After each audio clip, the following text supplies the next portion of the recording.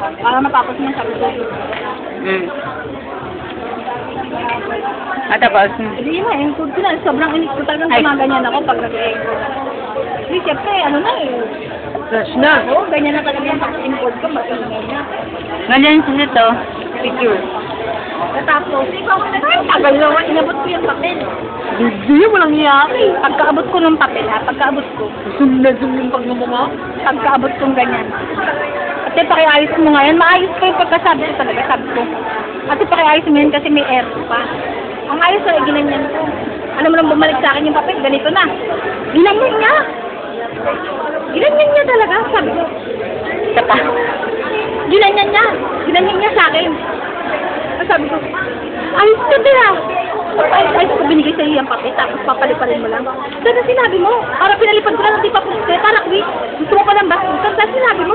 Gumanon ka? Ginanyan ko talaga, siyempre. May pang-aasar pa sa doon. Siyempre, ang ayos-ayos, kahit mainit yung ulo, ang ayos ko sinabi, sabi ko, ate, ito, papakita mo. Baka na-misinterpret niya. Tapos? Kung misinterpret, may paki na nga. Tapos ginanon niya nga ako.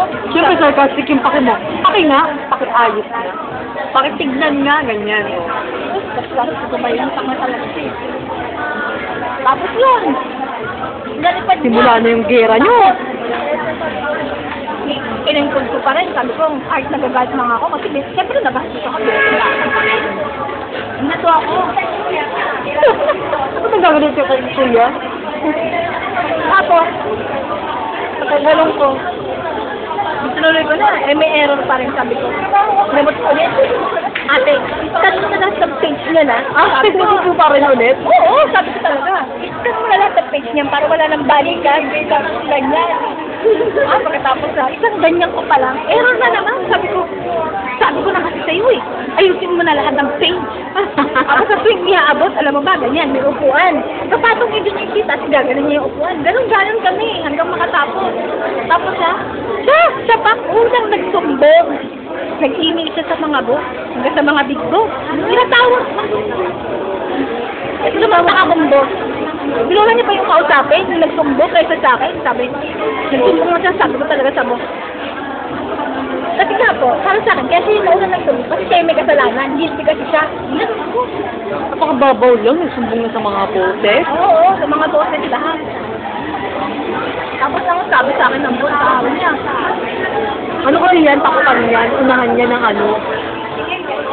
Tapos ang pangit pa sa kanya, ako yung tao niya, inuna niya pang usapin niya ibang tao kaysa sa akin.